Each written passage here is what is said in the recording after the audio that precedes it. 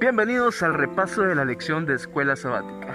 Yo soy Alambrito y el día de hoy les traigo un pequeño resumen de la lección número 11, José, experto en sueños, que hemos estado estudiando durante esta semana y hoy vamos a poder analizarla un poco mejor. Las historias de José abarcan la última parte del libro de Génesis, desde sus primeros sueños en Canaán hasta su muerte en Egipto. Como hemos visto en estas historias, hay dos importantes verdades que podemos encontrar. La primera es que Dios siempre cumple sus promesas y la segunda es que Dios puede convertir el mal en bien. José era el hijo favorito de Jacob, a quien se le apodaba también experto en sueños, porque no solamente entendía e interpretaba los sueños, sino que también los cumplía en su propia vida. Entonces no es mucho de extrañar que los hermanos de José lo odiaran tanto.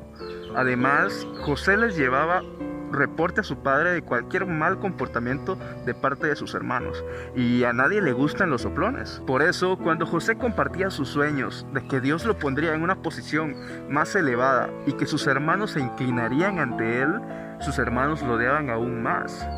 Y aunque Jacob regañó abiertamente a José por esas cosas, por expresarse de esa forma, en el fondo él esperaba y sabía que esos sueños podían significar algo. Cuando los hermanos de José intentan matarlo, Rubén interviene sugiriendo que en lugar de matarlo, lo arrojen a un pozo.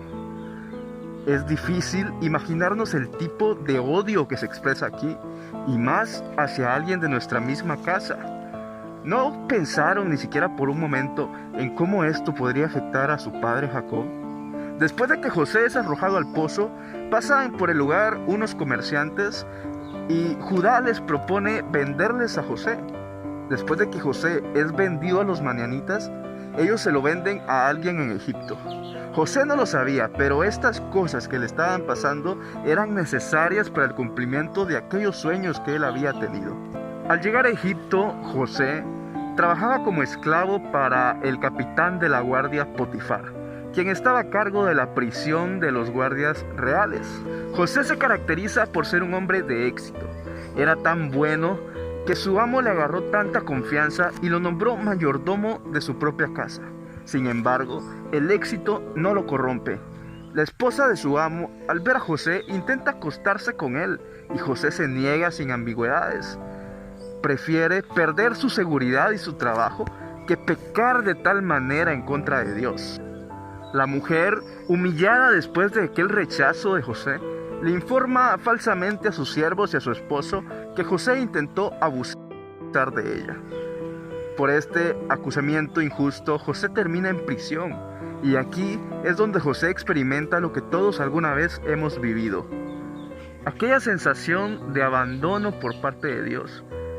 ¿Por qué, aunque hago cosas buenas, me pasan cosas malas? Son cosas que nos preguntamos a veces, aunque sin embargo, Dios nunca nos abandona. Con el tiempo, el Señor actúa y produce un impacto en la relación de José con el jefe de la cárcel. El Señor nuevamente bendice a José. Obviamente es un hombre talentoso, y aunque ahora las situaciones son un poco diferentes porque José es un prisionero, intenta siempre sacar el mejor provecho de ello. Qué importante es que todos los que tienen talento, todos los que tienen éxito, recuerden de dónde proviene ese éxito.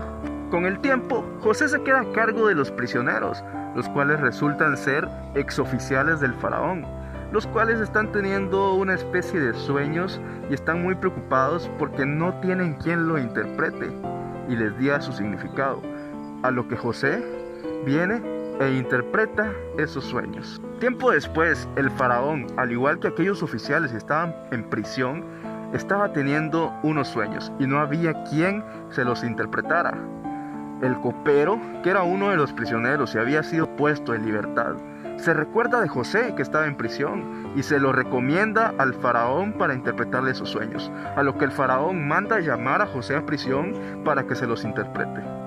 Y aunque José fue el que le interpretó esos sueños al faraón, José se asegura de que el faraón sepa que fue Dios. También parece que el faraón entendió dicho mensaje, porque cuando decidió nombrar a alguien para que estuviera a cargo de la tierra, sus palabras fueron las siguientes: pues que Dios te ha hecho entender todo esto, no hay entendido ni sabio mayor que tú.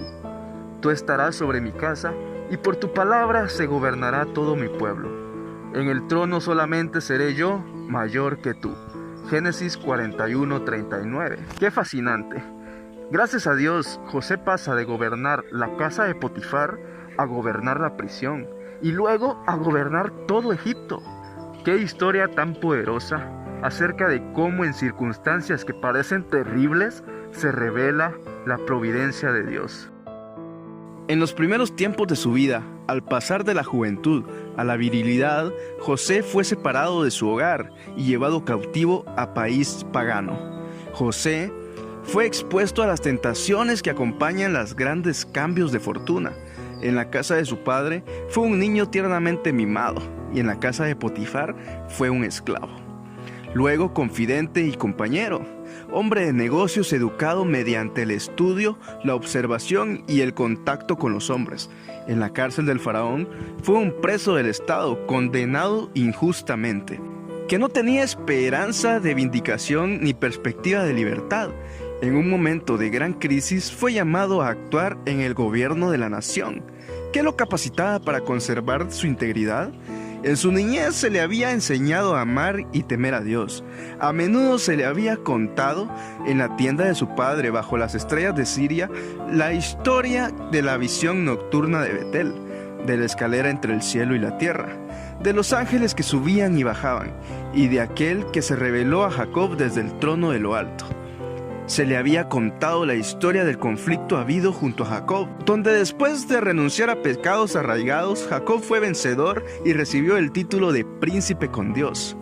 Mientras era pastorcillo y cuidaba los rebaños de su padre, la vida pura y sencilla de José había favorecido el desarrollo de sus facultades físicas y mentales, por la comunión con Dios mediante la naturaleza. El estudio de las grandes verdades transmitidas de padre a hijo como cometido sagrado obtuvo fuerza mental y firmeza de principios.